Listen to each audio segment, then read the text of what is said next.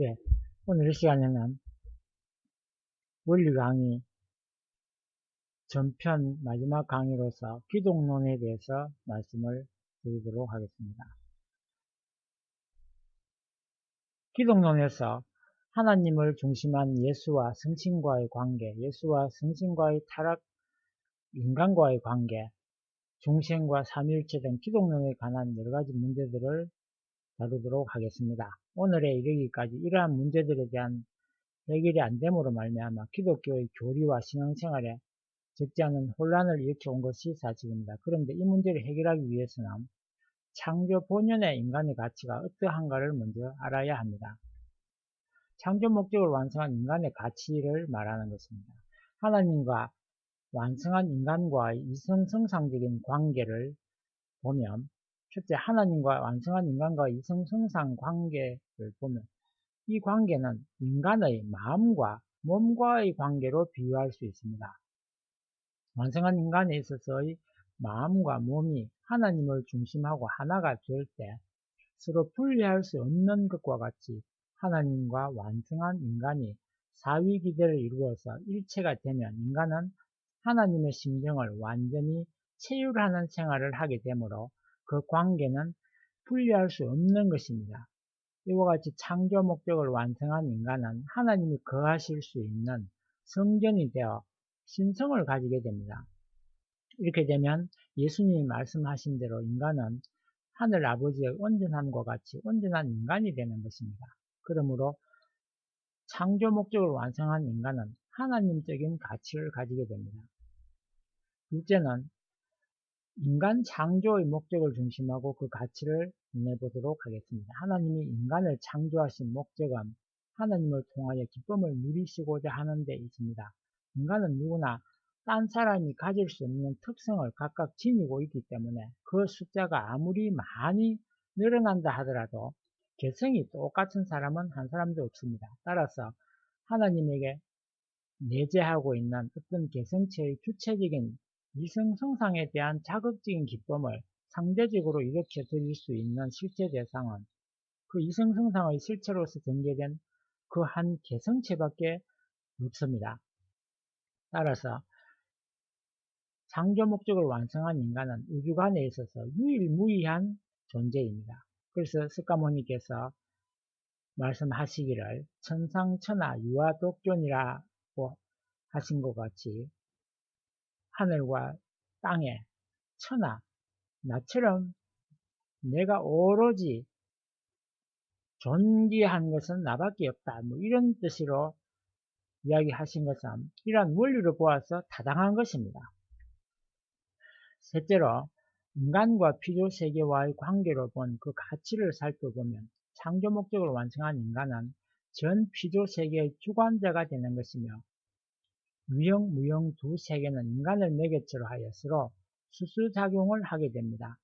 인간의 영인체는 무형세계를 총합한 실제상이요. 그 육신은 유형세계를 총합한 실제상이 됩니다.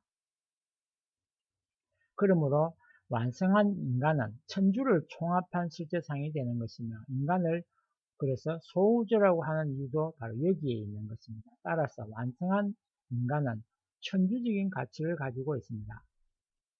그러면 창조 목적을 완성한 인간이신 예수님은 어떤 가치를 가지게 되는지를 말씀드리겠습니다. 우선 생명나무 복귀로 본 완성한 아담과 예수님의 관계를 보면 인류 역사는 에덴 동산에서 잃어버렸던 생명나무를 복귀하여 지상천국을 이루려는 복귀섭리의 역사입니다. 아담이 창조 이상을 완성한 남성이 되었더라면 창세기 2장 9절의 생명나무가 되어 그의 후손도 모두 생명나무가 되었을 것이었습니다. 그러나 아담이 타락하여 이 뜻이 이루어지지 않았기 때문에 타락인간의 소망은 이 생명나무로 복귀되는 데 있었습니다. 그런데 타락한 인간은 그 자신의 힘으로서는 도저히 생명나무로 복귀할 수 없기 때문에 여기에 반드시 창조 이상을 완성한 한 남성이 생명나무로 오셔가지고 만민으로 하여금 그에게 접붙임을 받도록 해야만 되는 것입니다. 이러한 남성으로 오실 분이 바로 요한계시록 22장 14절에 생명나무로 표상되어 있는 예수님이십니다.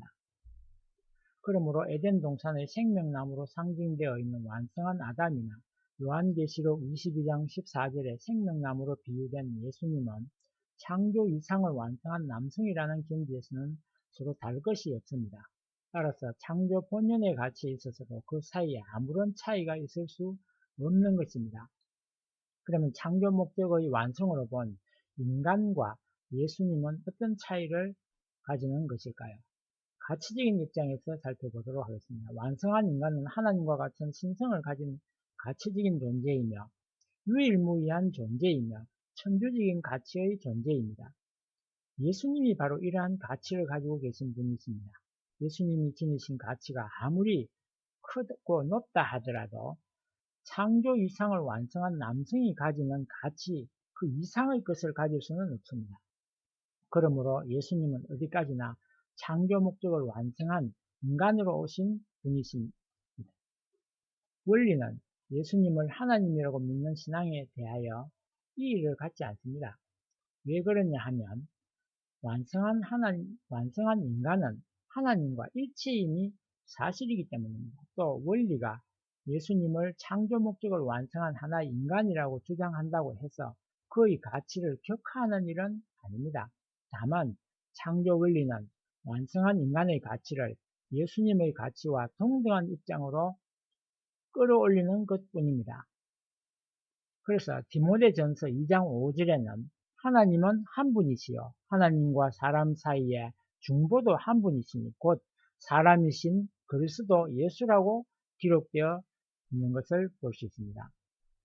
로마서 5장 19절에는 한 사람의 순종치 아니함으로 많은 사람이 죄인이 된 것 같이 한 사람의 순종하심으로 많은 사람이 의인이 되리라고 기록되어 있으며 고린도전서 15장 21절에도 사망이 사람으로 말미암았니 죽은 자의 부활도 사람으로 말미암는도다라고 표명되어 있습니다. 그리고 사도행전 17장 31절에는 이는 정하신 사람으로 하여금 천하를 공의로 심판할 날을 작정하시고라고 하였고 누가복음 17장 26절에는 노아의 때에 된 것 같이 인자의 때에도 그러하리라고 말씀하셨습니다. 이와 같이 성서는 어디까지나 예수님은 인간이시라는 것을 명시하고 있습니다.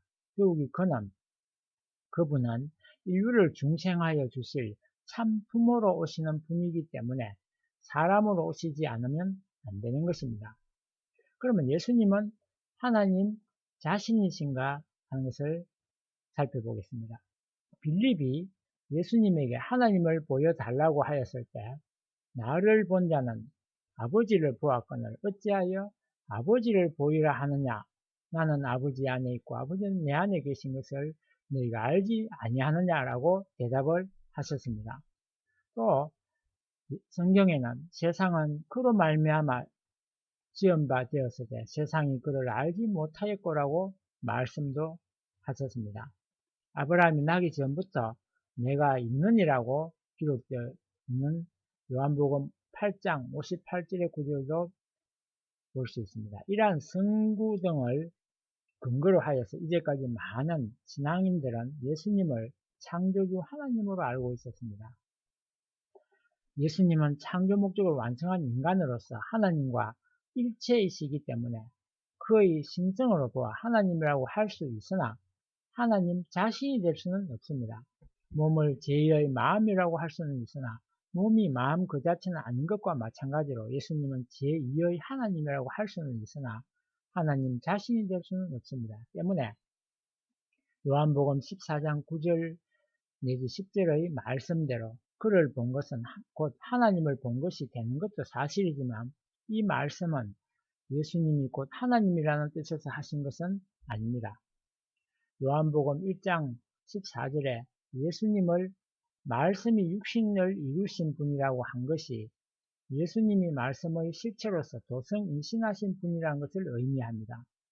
요한복음 1장 3절을 보면 만물 세계는 말씀으로 창조되었다고 하였습니다. 그리고 요한복음 1장 10절에는 이 세상이 예수님으로 말미암아 창조된 것으로 기록되어 있기 때문에 결국 예수님을 창조주라고도 볼 수 있게 되어 있습니다.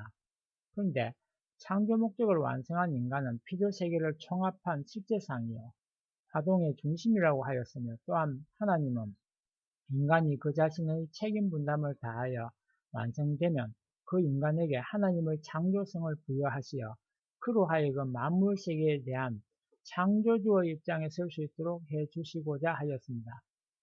이러한 각도에서 볼 때 예수님은 창조 목적을 완성한 인간이라는 뜻이며, 그가 곧 창조주 자신임을 의미하는 것은 아닌 것입니다. 예수님은 혈통적으로 보아 아브라함의 후손이지만 그분은 전 인류를 중생하여 주실 인간 조상으로 오셨기 때문에 복귀섭리의 입장으로 본다면 아브라함의 선조가 됩니다. 그렇기 때문에 요한복음 8장 58절에 예수님은 아브라함이 나기 전부터 계셨다고 기록되어 있는 것입니다. 따라서 이 말씀도 예수님이 하나님 자신임을 의미하는 것은 아닙니다. 한편 로마서 8장 34절에 예수님은 부활한 후에도 영계에서 지상에 계실 때와 마찬가지로 하나님에게 기도를 하고 계십니다. 만일 예수님이 하나님 자신이라면 자신에게 어떻게 기도할 수가 있겠습니까? 그리고 예수님은 하나님을 아버지라 부르시어 스스로 하나님이 아니심을 밝히고 있는 것입니다. 만일 예수님이 하나님 자신이라면 어떻게 하나님이 사탄의 시험을 받고 또 사탄에 몰려 십자가에 달리는 등의 일이 있을 수 있겠습니까? 또 예수님이 십자가상에서 나의 하나님, 나의 하나님, 어찌하여 나를 버리시나이까? 라고 하신 말씀을 보더라도 예수님이 하나님 자신이 아니면 분명한 것입니다. 그러면 타락 인간과 예수님의 가치는 어떤 차이가 있을까요? 예수님은 창조 목적을 완성한 인간으로서의 가치를 갖추고 계셨기 때문에 천사를 비롯한 모든 피조 세계를 주관할 수 있는 자격을 가지고 계셨습니다. 예수님에게는 원죄가 없기 때문에 사탄이 침범할 수 있는 아무런 조건도 없습니다. 예수님은 하나님의 뜻과 심정을 완전히 아시고 그 심정을 채우라는 입장에서 생활하고 계신다는 점도 있습니다. 타락한 인간은 창조 목적을 완성한 인간으로서의 가치를 갖추고 있지 못하므로 자기보다 저급하게 창조된 천사를 우르르 볼 정도로 천한 자리에 떨어져 버렸습니다. 원죄가 있으므로 사탄이 침범할 수 있는 조건이 그대로 남아 있습니다. 하나님의 뜻과 심정을 알 수 없습니다. 혹시 안다 하더라도 그렇게 부분적인 것에 지나지 않는 것입니다. 따라서 이러한 인간은 타락한 상태에 머물러 있는 한 아무 가치도 없는 존재입니다. 그러나 참 부모 되시는 예수님으로 말미암아 중생하여 원죄를 벗고 선의 자녀가 되면 예수님과 같이 창조 목적을 완성한 인간으로 복귀되는 것입니다. 그러므로 그리스도는 교회의 머리가 되고 우리는 그의 몸이 되며 지체가 된다고 기록되어 있는 것입니다. 따라서 예수님은 본 성전이요 우리는 그의 분 성전이 되는 것입니다. 그리고 예수님은 포도나무요 우리는 그의 가지이며 돌감람나무인 우리는 참 감람나무 되시는 예수님에게 접붙임으로써 참 감람나무가 될 수 있는 것입니다. 그러면 거듭난다는 것은 무슨 뜻일까요? 그리고 하나님 성부, 성자, 성신은 하나라고 하는 삼위일체는 그러면 어떻게 해석해야 될까요? 우리가 거듭난다고 하는 것, 중생에 대해서 말씀을 드린다면 중생의 사명으로 본 예수님과 성신의 관계를 먼저 알아야 할 것입니다.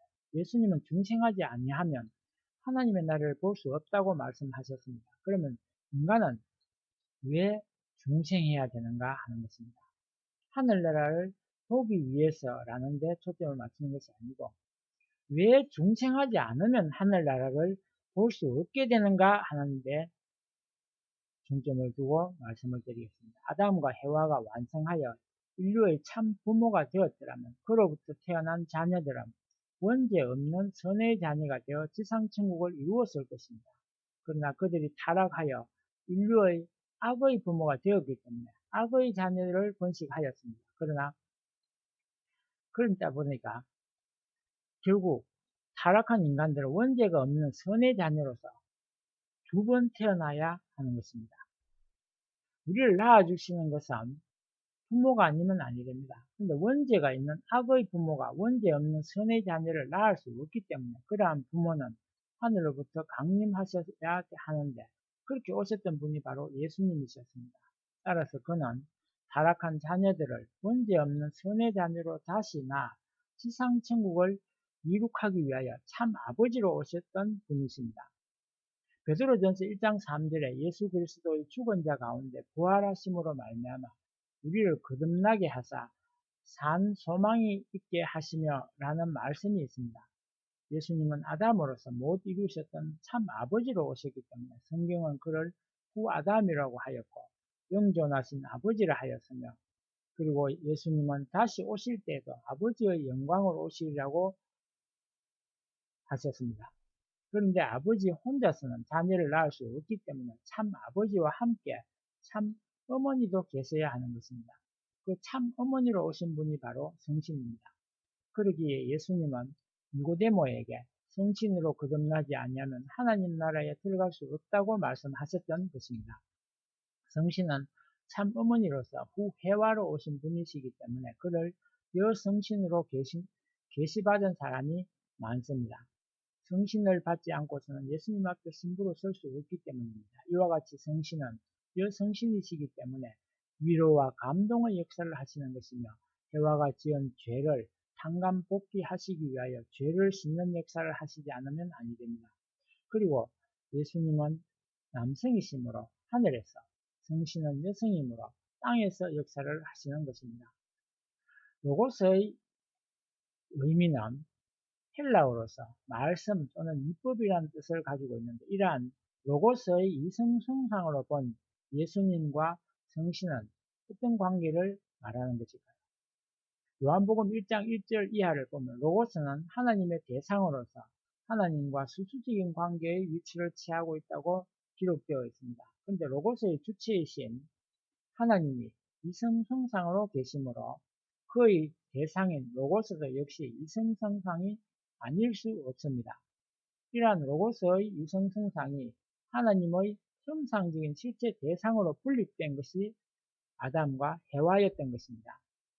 아담이 창조 이상을 완성한 남성, 즉 생명나무가 되고 해와가 창조 이상을 완성한 여성, 즉 선악을 알게 하는 나무가 되어 즉 선을 알게 하는 나무가 되어서 인류의 참 부모가 되었더라면 그때에 이미 하나님의 3대 축복이 완성되어 지상천국이 이루어졌을 것이었습니다. 그러나 그들이 타락되어 지상지옥이 되고 말았기 때문에 타락 인간들을 다시 낳아주시기 위하여 예수님은 후아담으로 생명나무의 사명을 가지고 인류의 참 아버지로 오셨던 것이요. 또 여기에 후해와로서 선악을 알게 하는 나무의 사명을 가지신 인류의 참 어머니가 마땅히 계셔야 할 것입니다. 이와 같이 참 어머니로 오신 분이 바로 성신인 것입니다. 그러면 예수님과 성신에 의한 영적 중생은 어떻게 이루어진 것일까요? 우리가 성신의 감동에 의하여 예수님을 구주로 믿게 되면 예수님과 성신에 의한 영적 참 부모의 사랑을 받게 됩니다. 그러면 그를 믿는 성도들은 그 사랑으로 말미암아 새 생명이 주입되어 새로운 영적 자아로 중생하게 됩니다. 이것을 영적 중생이라고 합니다. 하나님의 창조 목적을 이루기 위하여 예수님과 성신은 하나님을 중심한 사위 기대를 이루어야 합니다. 이때 예수님과 성신은 하나님을 중심하고 일체가 되는 것이니 이것이 곧 삼위일체입니다.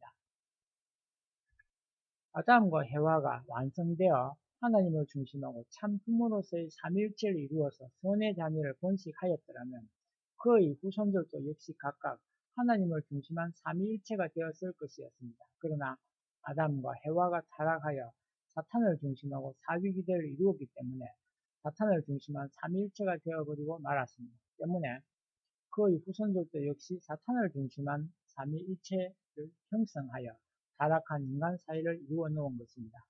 예수님과 성신은 하나님을 중심한 영적인 삼위일체를 이루므로써 영적 참부모의 사명만을 하셨습니다. 따라서 성도들은 아직도 영적 자녀의 입장에 머물러 있는 것이며 그러므로서 재림주님은 하나님을 중심한 실체적인 삼위일체를 이루시어 영육 아울은 참 부모가 되심으로써 타락인간을 영육 아울러 중생케 하시어 원죄를 청산하고 실체적인 삼일체가 되게 하시기 위하여 재림하시게 된 것입니다. 그리하여 타락인간이 하나님을 중심하고 창조 본연의 사위기대를 조성하면 그때 비로소 하나님의 3대 축복을 이룬 지상 천국이 복귀되는 것입니다. 지금까지 들어주셔서 감사드립니다. 이것으로 저희 강의를 마치도록 하겠습니다. 감사합니다.